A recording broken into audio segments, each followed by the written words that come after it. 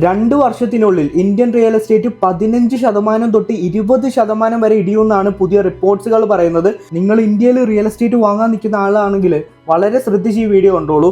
Tier 1 കാറ്റഗറിയിലുള്ളതും അതുപോലെ തന്നെ over hyped ആയിട്ടുള്ള Tier 2 കാറ്റഗറിയിലുള്ള സിറ്റികളിലാണ് ഇത് സംഭവിക്കാൻ വേണ്ടി പോകുന്നത്.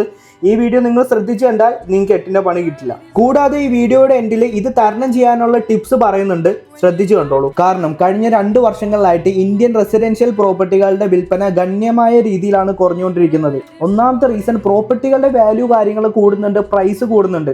അതിനനുസരിച്ച് ഇത് വാങ്ങാനുള്ള ആൾക്കാരുടെ, അതായത് സാധാരണ ജനങ്ങളുടെ ഇൻകം കൂടുന്നില്ല, സാലറിയിലുള്ള വർധനയില്ല.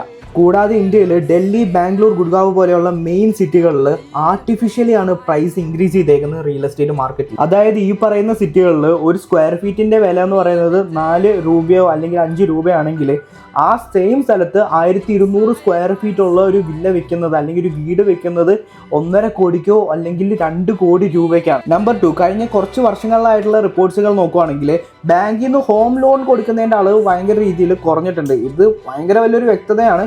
കാരണം ആൾക്കാർ വീട് പർച്ചേസ് ചെയ്യുന്നതിൻ്റെ അളവ് ഗണ്യമായുള്ള രീതിയിൽ കുറഞ്ഞിട്ടുണ്ടെന്ന്. Number 4, overheated area risk. അതായത് ഡൽഹി, NCR പോലുള്ള സ്ഥലങ്ങളിൽ ഏകദേശം 128% പ്രോപ്പർട്ടികളുടെ വാല്യൂ കൂടിയേക്കുന്നത്.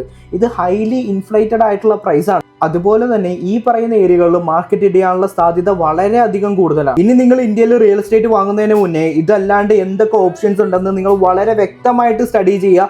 അല്ലെങ്കിൽ നമ്മളെപ്പോലെ കൺസൾട്ടൻസ് ഇവിടെയുണ്ട്, ധൈര്യമായിട്ട് നിങ്ങൾക്ക് കോൺടാക്ട് ചെയ്യാം.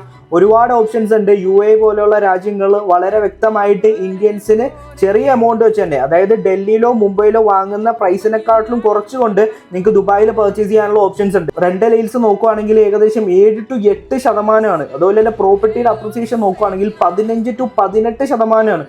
ഇത് ഇന്ത്യയിലുള്ള ഒരു സിറ്റിയിലും, ഒരു Tier 1 കാറ്റഗറിയിലുള്ള സിറ്റിയിലും നിങ്ങൾക്ക് ലഭ്യമല്ല. സോ നിങ്ങൾക്ക് സ്വന്തമായിട്ടുള്ള പ്രോപ്പർട്ടി ഇൻവെസ്റ്റ്മെന്റ്സ് ചെയ്യണമെന്ന് താല്പര്യപ്പെടുന്ന വ്യക്തികളാണെങ്കിൽ, അല്ലെങ്കിൽ സ്വന്തം പോർട്ട്ഫോളിയോയിൽ റിയൽ എസ്റ്റേറ്റ് ഇൻവെസ്റ്റ്മെന്റ്സ് നല്ല രീതിയിൽ വളരെ സൂക്ഷ്മമായിട്ട് ചെയ്യണമെന്ന് താല്പര്യപ്പെടുന്ന വ്യക്തികളാണെങ്കിൽ വേഗം തന്നെ എൻ്റെ നമ്പറിൽ കോൺടാക്ട് ചെയ്തോ, അല്ലെങ്കിൽ കമന്റിനകത്ത് റിയൽ എസ്റ്റേറ്റ് എന്ന് ടൈപ്പ് ചെയ്തോ, ഞാൻ പറഞ്ഞുതരാം.